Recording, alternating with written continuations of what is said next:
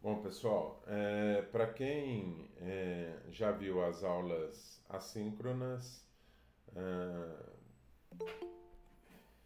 a gente vai ter sempre os atrasados aí, né, gente? Para quem já viu as aulas assíncronas, nós vamos dar continuidade hoje. Nossa última aula assíncrona lá, ela está falando sobre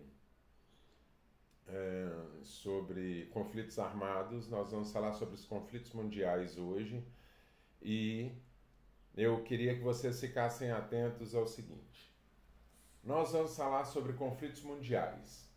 É, Dentro desses conflitos mundiais, eu vou começar com Palestina, vou dar um salto falando um pouco sobre os Estados Unidos. Vai parecer estranho, mas nós vamos costurar aí, vamos ver como é que esse conflito no Oriente Médio vai acontecer para dentro dos Estados Unidos. E com os Estados Unidos, a gente vai ter uma ligação com a Rússia e com o Oriente Médio e posteriormente com a China. Não vai dar tempo da gente entrar na China hoje, tá? Então eu já começo a nossa história aqui com. Deixa eu até abrir aqui.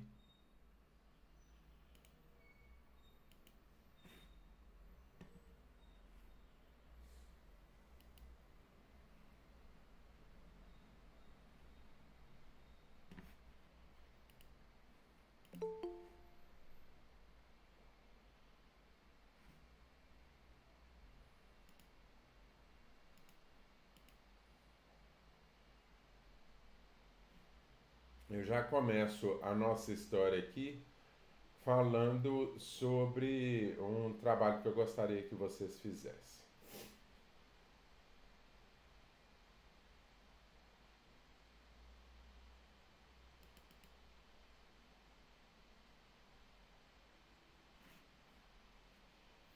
Deixa eu ligar a energia aqui porque o computador está trabalhando em alta.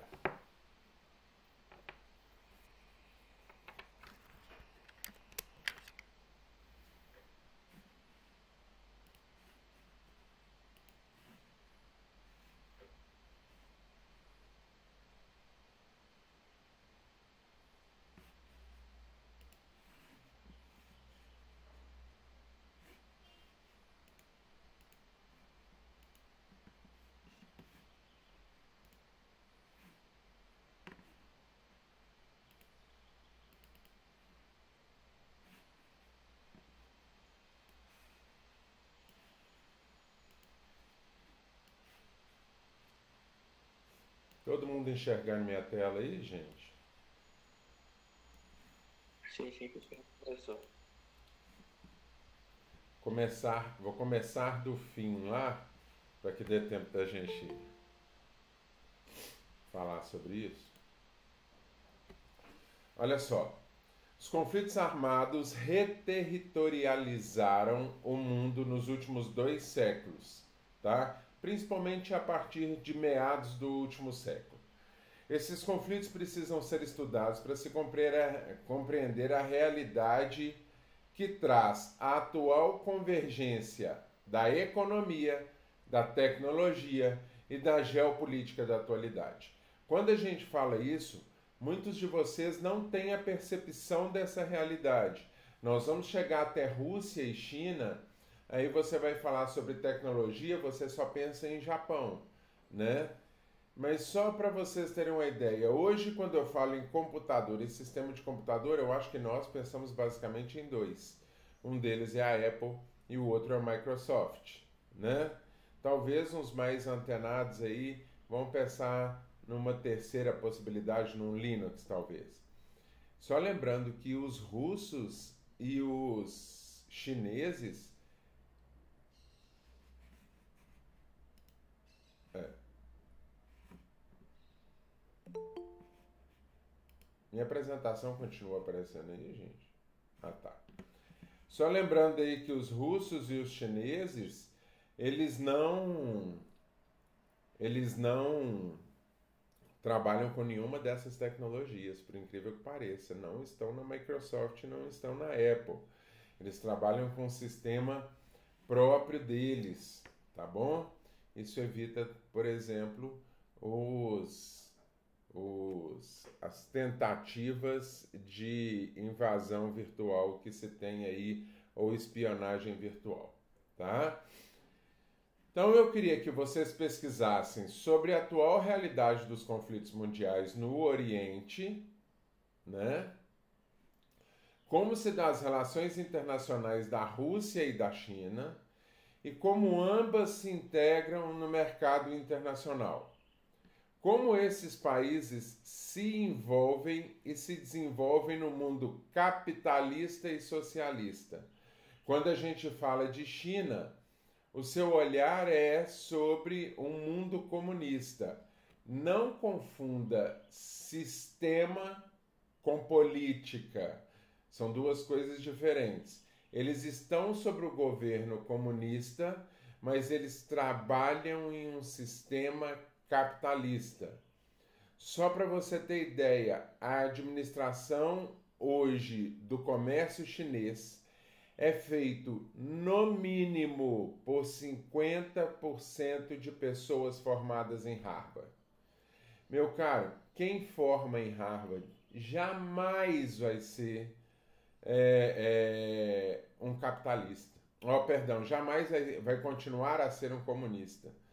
Tá? Por quê? Porque Harvard é a pura expressão do capitalismo. Então, as pessoas que vão estudar economia, as pessoas que vão estudar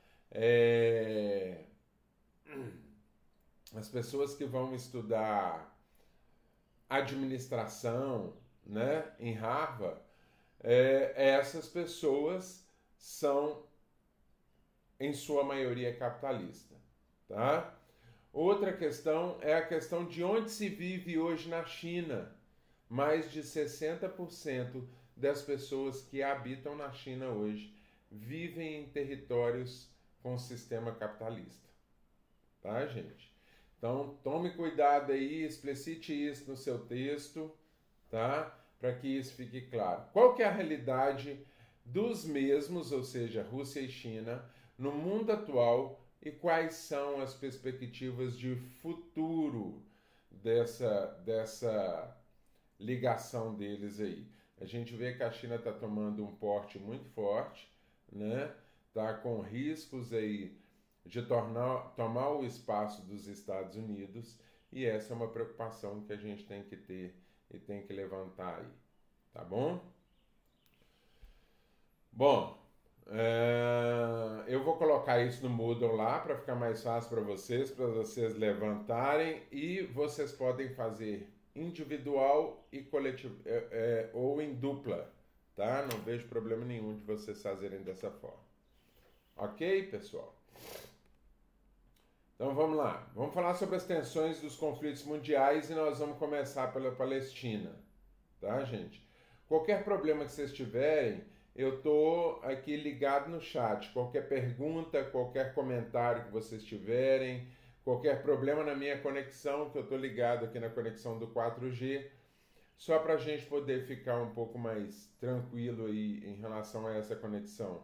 Essa semana eu estou solicitando aqui para que eu coloque um disparador de sinal aqui dentro, e aí isso vai facilitar bastante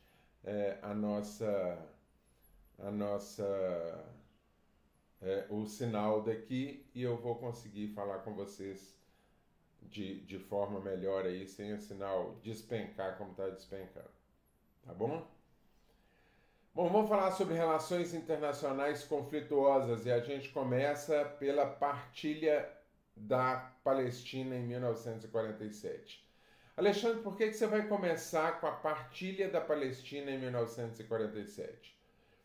Primeiro, que eu estou saindo da Segunda Guerra Mundial, estou para entrar numa Guerra Fria, eu estou com o mundo inteiro em conflito, e a Palestina é o miolo do mundo, tá? Por que o miolo do mundo? Porque olha aqui, eu tenho aqui, ó, o Líbano, né? acima desse Líbano aqui, eu tenho a Turquia. A Turquia faz parte de onde? A Turquia faz parte da Europa, tá? Logo aqui, então, eu tenho Líbano, Síria e Jordânia, que fazem parte da Ásia. E abaixo aqui eu tenho parte do Egito. Ou seja, a Palestina, ela é nada mais, nada menos do que o miolo desse entroncamento, o miolo dessa junção aí, que vai dar para a gente, se não tivesse a Palestina ali como intermediária, ali seria exatamente uma tríplice fronteira. E por que não vira uma tríplice fronteira? Porque tem a Palestina no meio. Então, qualquer mercadoria, qualquer coisa que vai passar de uma fronteira para outra, vai ter que passar pela Palestina e terá a Palestina como seu receptor e como seu disparador. Tá ok? Então, por isso a Palestina é tão importante para a gente. E é importante a gente entender o contexto histórico dessa Palestina. Então, nós somos um país de cunho cristão, não quer dizer que você seja cristão, mas nós somos criados numa concepção de um país católico, né? E que nós entendemos lá Jerusalém como a terra de Jesus, né? Como as coisas, o cristianismo intimamente ligado a essa região. A religião cristã tem a sua importância muito forte dentro desse lugar. E ali viviam os judeus, ou seja, para os judeus também tem grande força esse lugar. Os judeus viveram ali até a chamada diáspora, onde os árabes expulsam os judeus ali. Não vou entrar nessa concepção de diáspora, tá ok, gente? Mas até onde os árabes, aonde os judeus são expulsos dali no século III, tá? E aí eu tenho os árabes dominando a região. Os árabes vão entrar na região, vão começar a povoar essa região até o século XI, onde eles decidem realmente dominar essa região, tá ok? Então, nesse domínio, então, os árabes começam a se proliferar, os árabes começam a habitar, começam a cercar as fronteiras e eles dominam a Palestina a partir do século XI. Então, isso vai até o século XIX, quando os judeus resolvem retornar para a sua terra. Então, se você levar isso em consideração, basicamente eu tenho 16 séculos onde os árabes estão dominando essa região.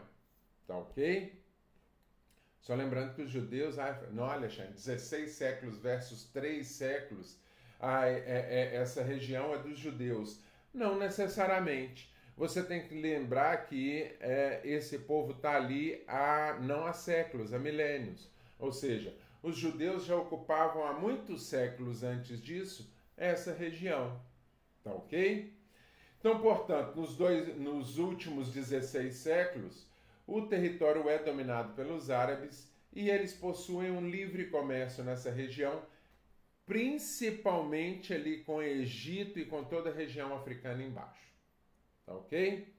No século XIX, então, os judeus vão realizar o sionismo, a volta para o Monte Sião, tá? Ou seja, a volta para Jerusalém, a volta ali para essa região que tem uma grande importância religiosa para eles, tá? Num processo de reterritorialização e numa tentativa de uma formação do Estado de Israel. Talvez você cresceu ouvindo falar sobre o conflito na Palestina e isso se tornou tão natural para você que você diz, eles têm conflito lá mesmo, eles que se matam, não é isso? Eu também cresci nisso e provavelmente o meu pai também cresceu com isso, já que a gente já tinha esses conflitos anteriores aí acontecendo, mas em 1947 esse conflito se torna extremamente forte. Por quê? Porque eu tenho uma Segunda Guerra Mundial, eu tenho um holocausto contra os judeus acontecendo nessa Segunda Guerra Mundial, e você tem uma comoção planetária em relação a esses judeus que foram chacinados ali por Hitler, tá? Então, a Organização das Nações Unidas, e eu queria rapidamente falar sobre a ONU com vocês, para que vocês ficassem atentos aí.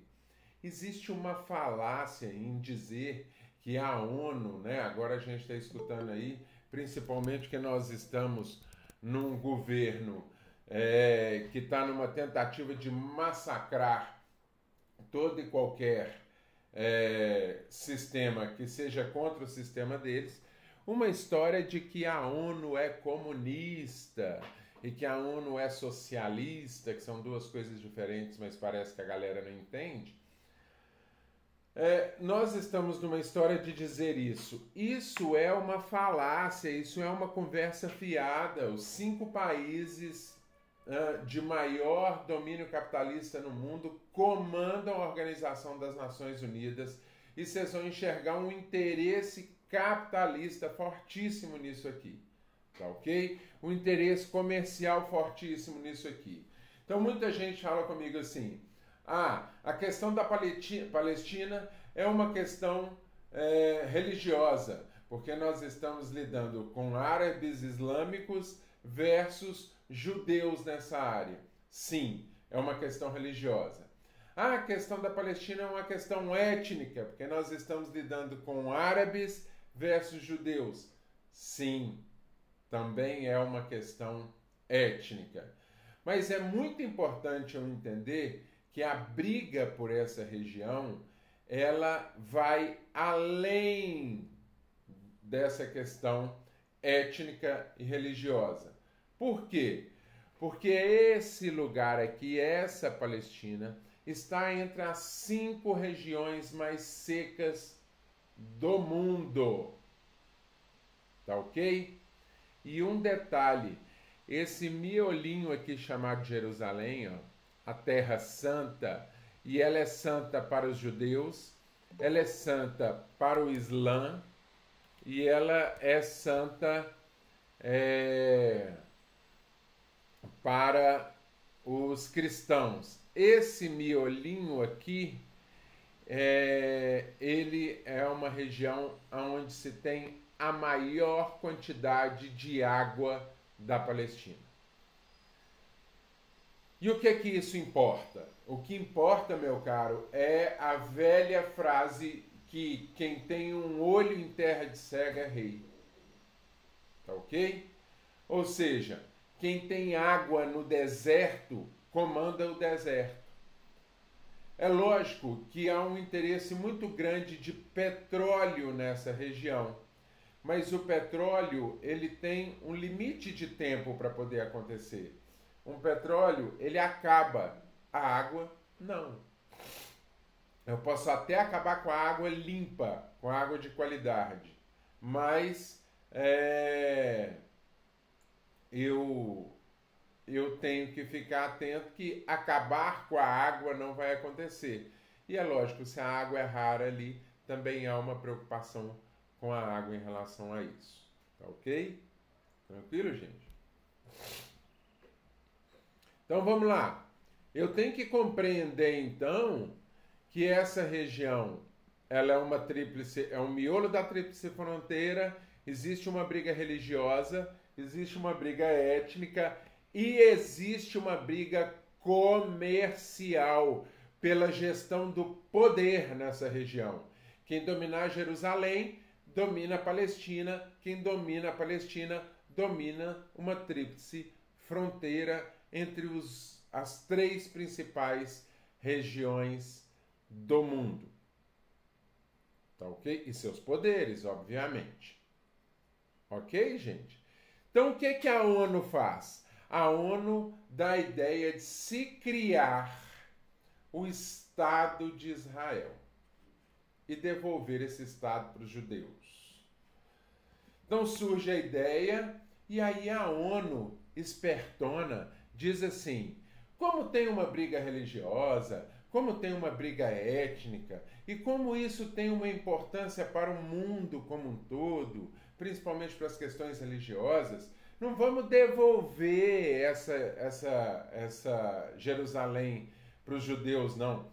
Vamos fazer o seguinte, vamos fazer que, como essa Jerusalém, seja uma terra de autonomia política e administrativa, gestada, né, ou gerenciada pelo mundo. Ou seja, não vamos entregar o poder do petróleo e da água para ninguém, porque esse alguém que for entregue vai dominar toda essa região e vai dominar o poder dessa tríplice fronteira. Então é melhor a gente resguardar, a gente mandar nessa região que a gente faz dela o que quiser. Tá ok, gente?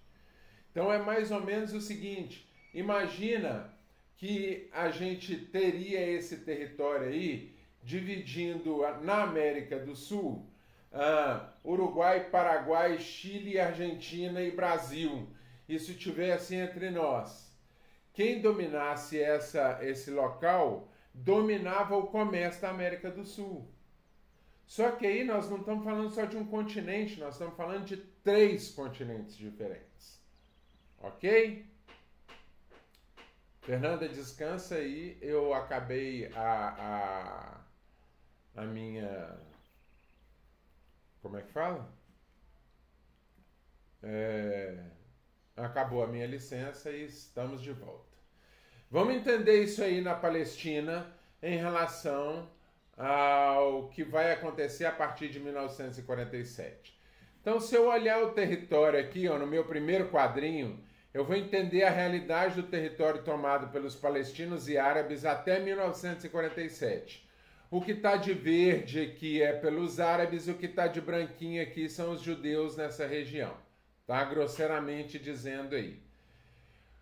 Com a criação do Estado de Israel, a Palestina se encolhe, tá? A região aí, na verdade é uma região, né? Mas basicamente há um encolhimento do domínio árabe.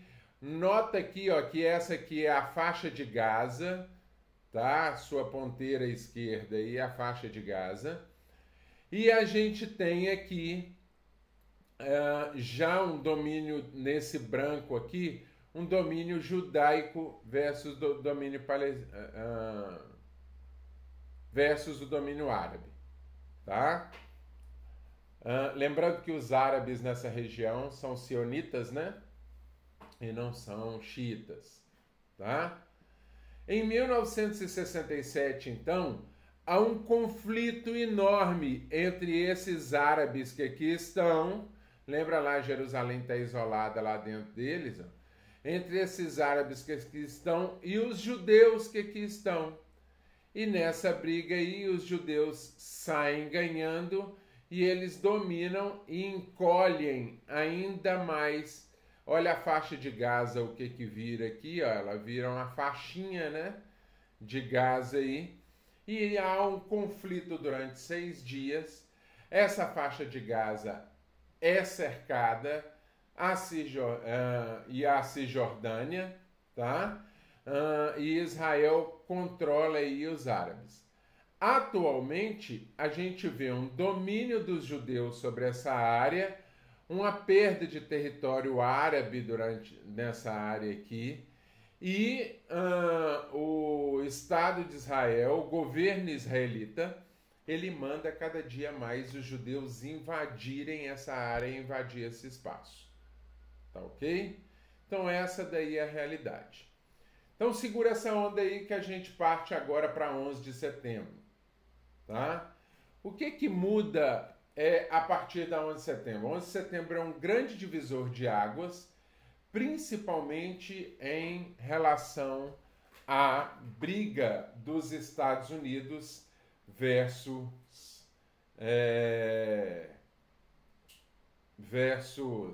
o Oriente.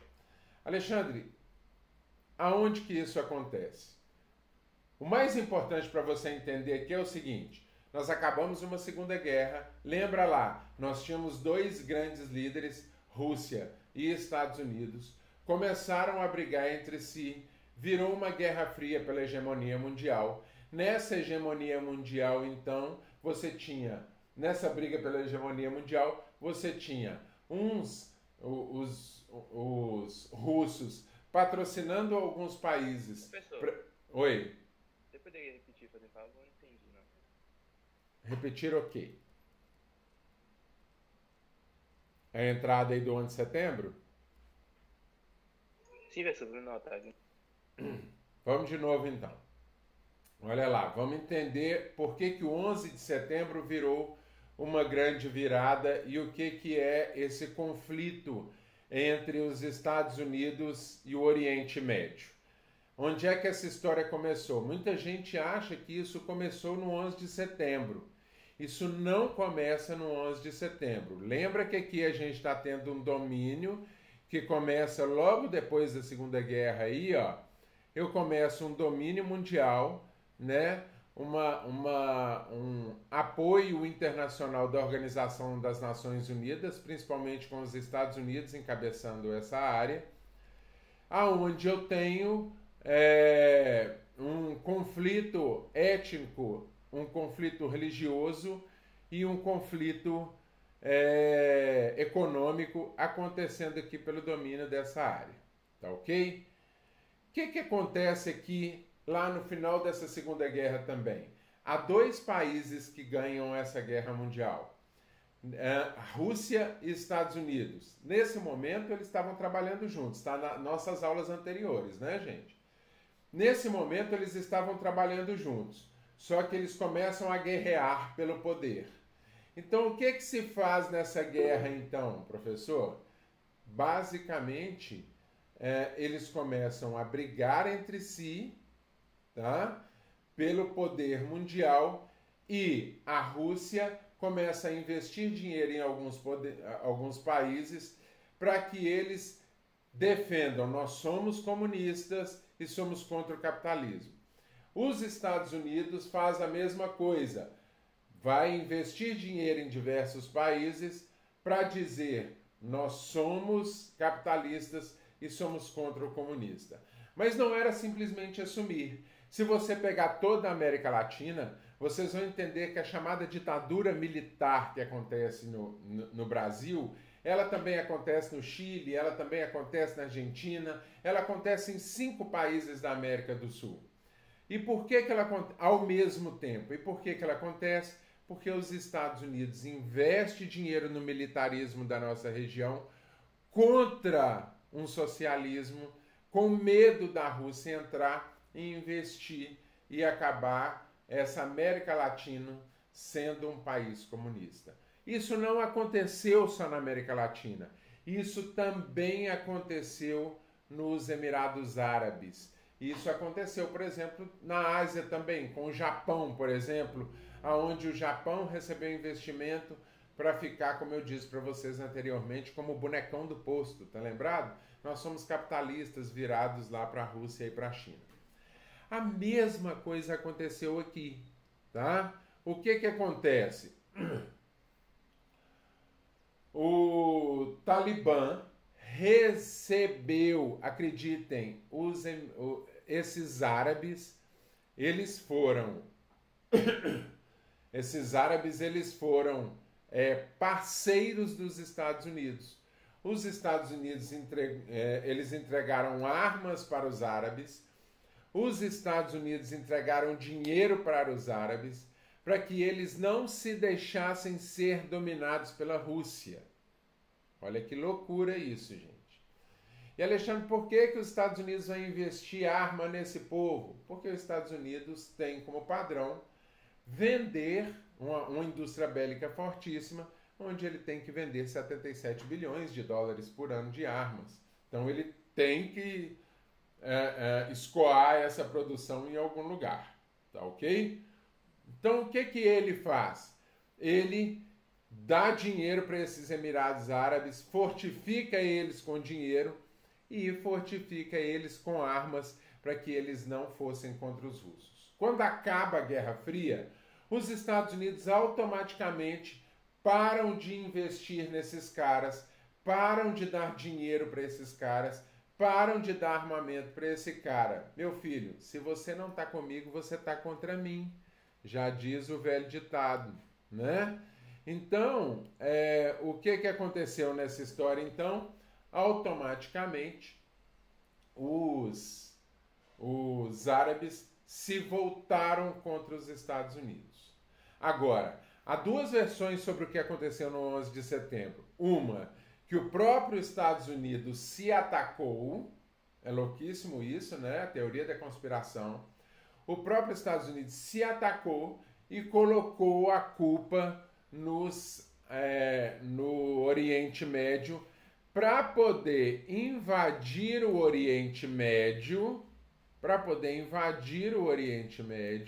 e dominar aquela região. Dominar que região, Alexandre?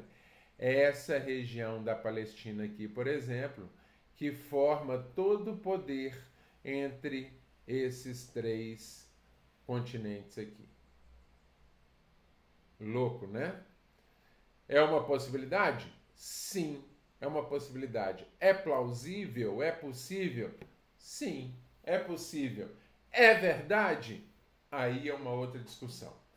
A outra discussão é a que todo mundo comprou, a ideia de que os árabes foram lá e atacaram o maior símbolo mundial do capitalismo. Ou seja, toda a administração capitalista, todos os países que estavam vinculados aos Estados Unidos, estavam presentes ali nessas duas torres. Era a administração dos negócios no mundo. Tá ok? E aí, atacar essas pessoas era demonstrar que os Estados Unidos não tinha defesa própria, que os Estados Unidos não conseguiam se defender, que os Estados Unidos não conseguiam defender nenhum dos que estavam com eles e que tinha gente muito mais doida do que eles para poder fazer o que achava. Tá ok? Então esse fenômeno vai desencadear diversos outros fenômenos, tá? E vai criar aí a chamada guerra ao terrorismo. Se a gente vê no terceiro ponto aí, está dizendo que houve um assumir disso pela Al-Qaeda, que é dissidente do Talibã, que é organizada por terroristas islâmicos. Ah, Alexandre, então essa teoria que você está me dando de que provavelmente existiria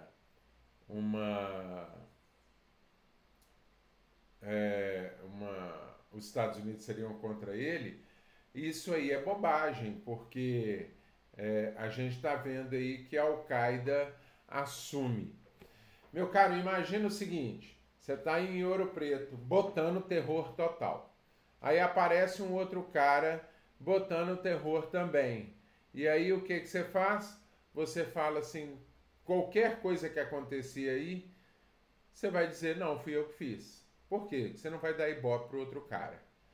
Então, isso parece muito grosseiro, parece muito estranho, parece muito ilógico, mas é basicamente uma guerra de terror. O próprio nome já diz, né? Guerra ao terror, guerra do terror. Ou seja, se eu coloco medo nas pessoas, se eu assumo medo, eu assumo também uma questão do poder sobre esse medo. Tá, gente? Então, essa é uma possibilidade também. Ou seja, a Al-Qaeda assumiu para dizer que fui eu, tenham medo de mim, porque eu posso fazer coisas muito piores. Tá? Então, isso não desfaz a teoria dos Estados Unidos. Tranquilo até aí, pessoal?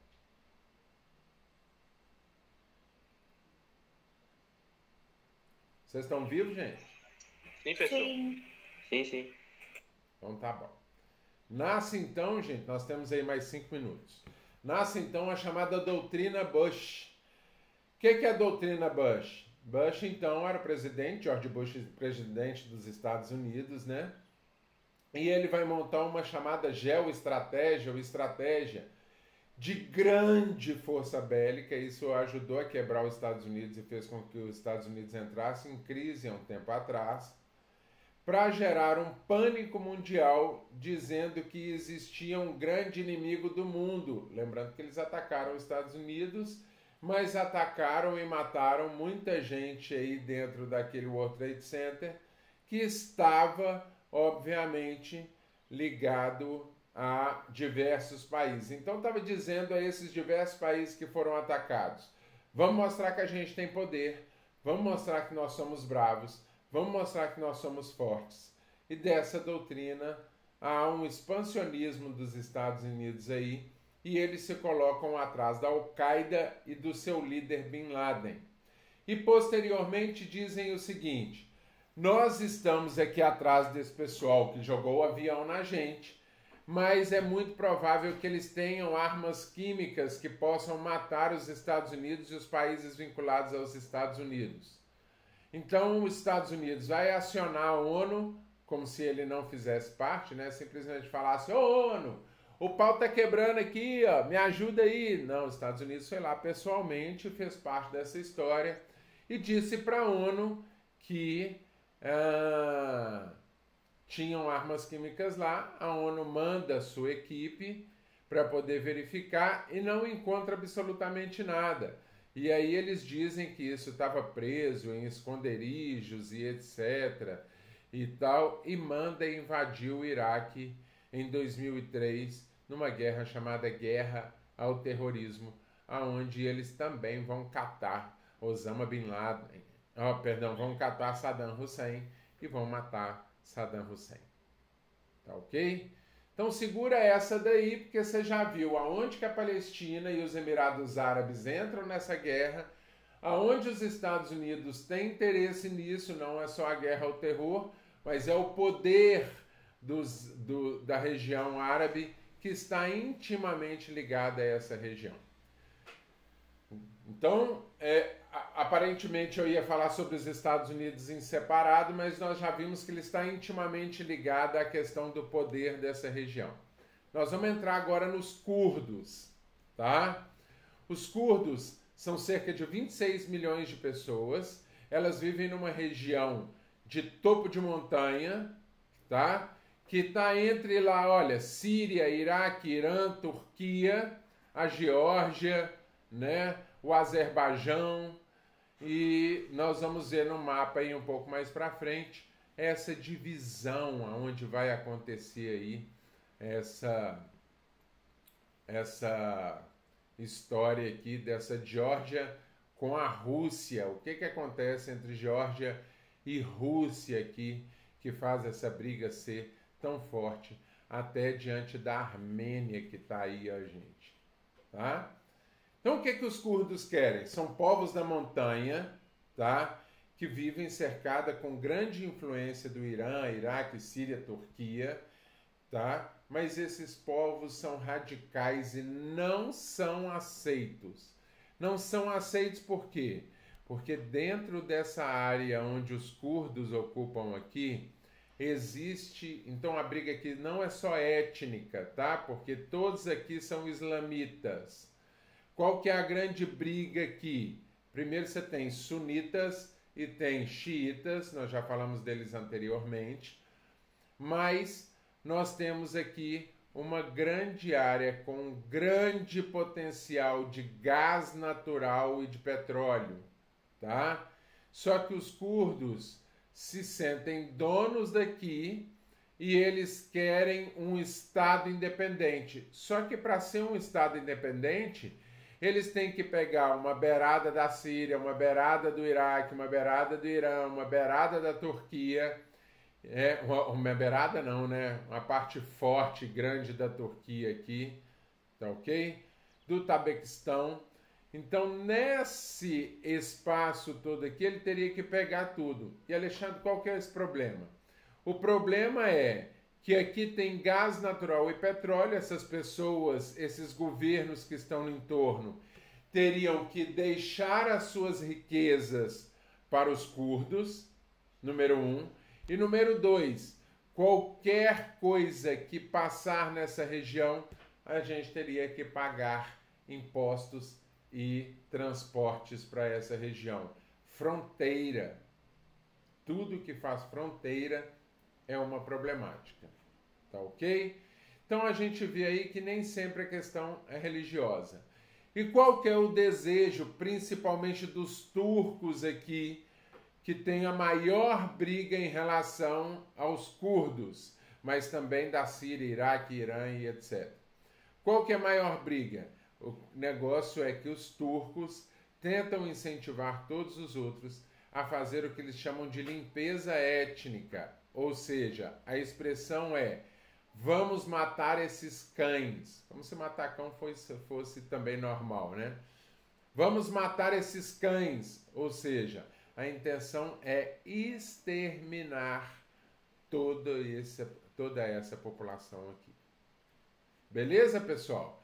Nós vamos parar por aqui para a gente poder dar continuidade nisso. Deixa eu só mostrar para vocês aqui, ó.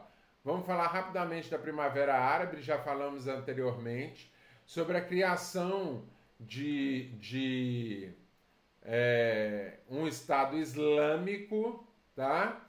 E aí nós vamos entrar na diversidade étnica da Rússia. Essa será a nossa aula assíncrona. E vamos falar da Ucrânia e aí entramos efetivamente na China e nas suas relações com